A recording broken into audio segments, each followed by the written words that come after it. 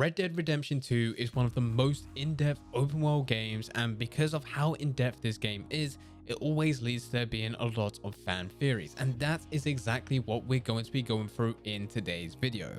These are 3 of the craziest fan theories around Red Dead Redemption 2.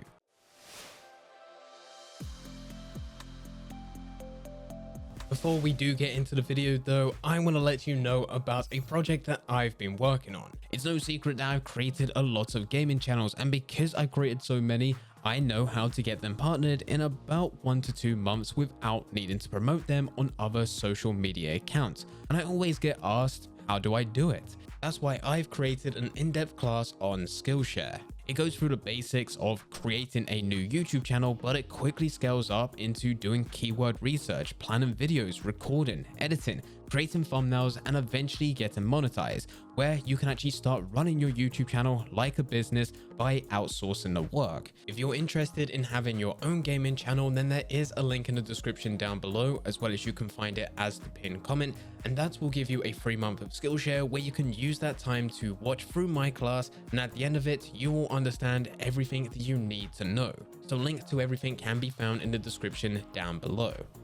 Getting back into the video, I do want to start out by saying, spoiler alert, we will be looking at the Red Dead Redemption 2 story, and even though we're not going to look specifically through mission by mission, there will be a few instances where we talk about the ending for Red Dead Redemption 1 and Red Dead Redemption 2. So if you don't want to know the ending for both of these games, then I highly recommend clicking off this video. It should also be said that these are fan theories. It doesn't actually mean that they're true, or this is what Rockstar Games was actually trying to go for when making them gameplay features or even storylines within the game. It's all just a bit of fun, but starting off, of course, with the Red Dead Redemption universe, we need to be talking about the Strange Man. One of the greatest mysteries in the Red Dead Redemption franchise is the true identity and the story behind the Strange Man. Just as some backstory for the Strange Man, he does show up within Red Dead Redemption 2, but he doesn't have a speaking role. You can actually head over to the cabin, which is found at this location within Lemoyne.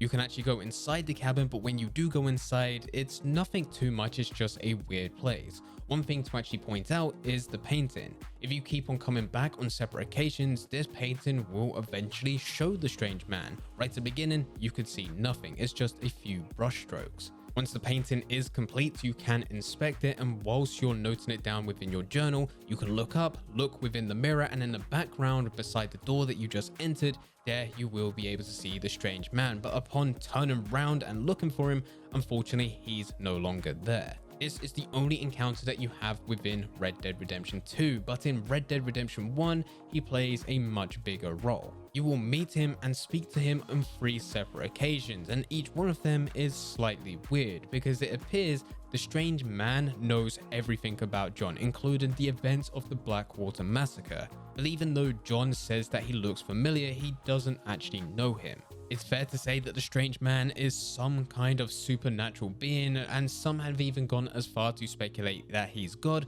and some have gone the complete opposite side, saying that he's the devil. But the most complete theory is that the Strange Man is Cain. Now, for those that are unfamiliar, Cain is a biblical figure in the book of Genesis. He is the elder brother of Abel and the firstborn son of Adam and Eve. The basic story is that Cain was a farmer who gave an offering of his crops to God. However, God was not pleased and favored Abel's offerings over Cain's. Out of jealousy, Cain killed his brother, for which he was punished by God with the mark and curse of Cain. This curse is supposed to bring death and misfortune to anyone he interacts with, and is doomed to wander the earth for eternity. Anyone who tries to harm Cain will have vengeance enacted upon them 7 times over. This does make sense because firstly, the Strange Man does seem to be very knowledgeable about every single event.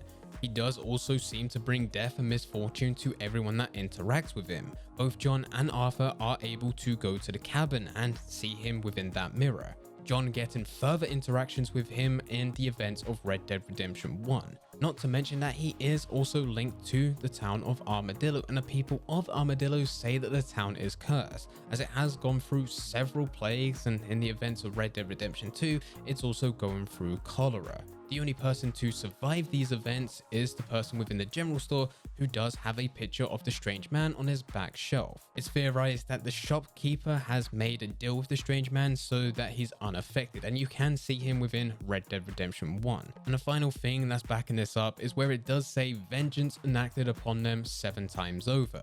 The final interaction that John has with the strange man is where he tries to shoot him 3 times. And at the end of the story, it's suggested that John is shot roughly 21 times. This is one of the best theories around the strange man, but still, it is just a fan theory. The next fan theory is around Francis Sinclair. As part of a mission just outside Strawberry in a cabin, this is where you'll meet Francis for the first time. This is the introduction of a mission called Geology for Beginners. You meet Francis and nothing is out of the ordinary. The only thing which is a bit of a struggle with this interaction is Arthur and John, both of them struggle to understand certain phrases that are said. For the mission itself, you need to go around the world of Red Dead to find 10 different rock carvings. You make notes of each and every one of them within your journal, and when you have collected all 10, you can head to the post office and send them off individually to Francis. Once all 10 have been sent off, a few days later, he will ask you to come round. Once you do go back to the cabin, you can walk inside and go all the way to the back of the room, where there is weird drawings. Eventually, a woman walks through holding a baby, who is Mrs. Sinclair, and Arthur asks to meet her husband, which she replies by saying her husband Tom is dead, and that he died a year before her son Francis was born. After a bit of confusion between both characters, the camera does cut back to the baby Francis, who has the exact same birthmark on his face. Now, the basic theory on this is that Francis is a time traveler. He just traveled back in time to the point in which he was born, met Arthur or John, depending which character that you're using, requires you to go and find those rock carvings, and upon getting them, he goes back to his normal timeline.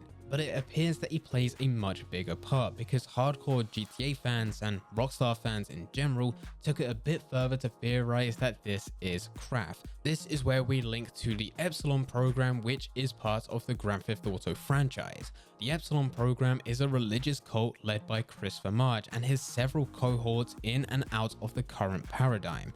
They believe that there are several paradigms, although only the 4th, 9th, and 10 are ever mentioned. As for Kraft, he is supposed to be the emperor of the 4th paradigm and appears to be a key part of the cult's belief. This either suggests Francis Sinclair with his birthmark is either a descendant of Kraft, or he could potentially be Kraft himself. And what's crazy about this is that it is just a small part of a massive puzzle within both Red Dead Redemption and GTA. There is simply way too much to go through with the Epsilon program within just this video, but here is a small little mystery around Francis Sinclair and how he does link into the GTA 5 Epsilon program. And the final fan theory for this video has to be around Gavin, perhaps the biggest unsolved mystery within Red Dead Redemption 2, as most players, when playing through naturally, would have come across an NPC throughout the game called Nigel, who is looking for his friend called Gavin. When you confront Nigel as Arthur Morgan in the early game, he will tell you that he's looking for his friend Gavin. You will see him in a number of different occasions as you're progressing, either going through challenges or just randomly exploring, going through the different towns.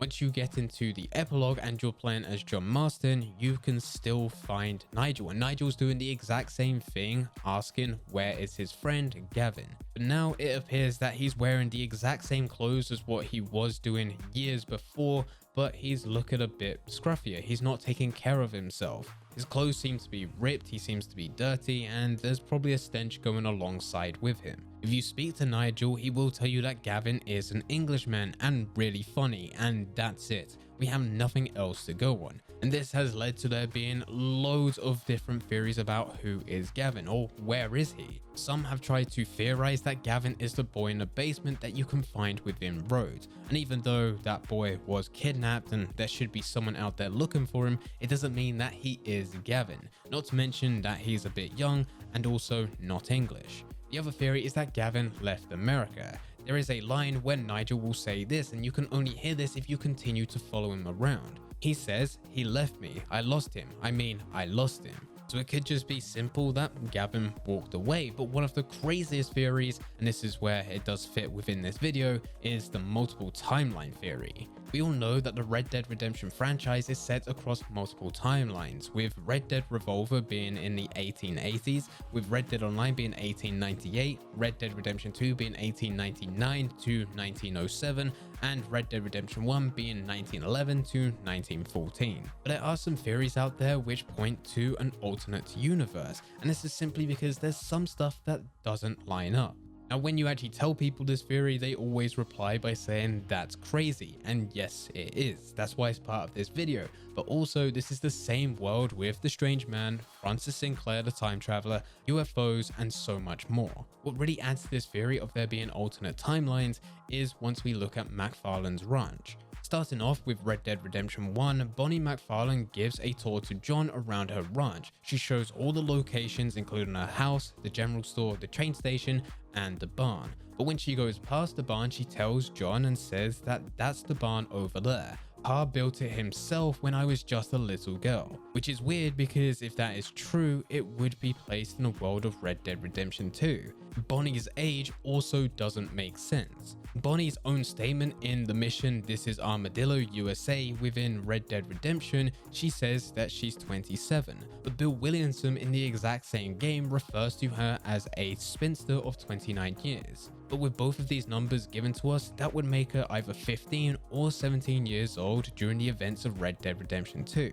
Now, we can't confirm nor deny this because we never actually see her within the story, but we do see her within Red Dead Online, which is set 1 year before, making her 14 or 16 years old, and we can quite clearly see that she's not a teenager. She looks like she's in her early 20s. Now, this could just be a lazy job from Rockstar, but the fan theory is that it's all alternative timelines. Some where that barn is built by her pa when she was a little girl, other times when it's done a lot later in life, and would also make sense for Bonnie to have a different age dependent on that universe. How it links to Nigel or Gavin is that both of them or one of them has managed to go and enter a different alternate universe where they never traveled to America, so no one knows where Gavin is, but also no one actually knows who Nigel is. Anyway guys, those are 3 of the craziest fan theories within Red Dead Redemption 2. If you've got any other theories that you like about this game, then please feel free to leave them in the comment section down below. But anyway guys, I hope you guys did enjoy. If you did enjoy, don't forget to leave a like and subscribe. But for now, I'm going, so see ya.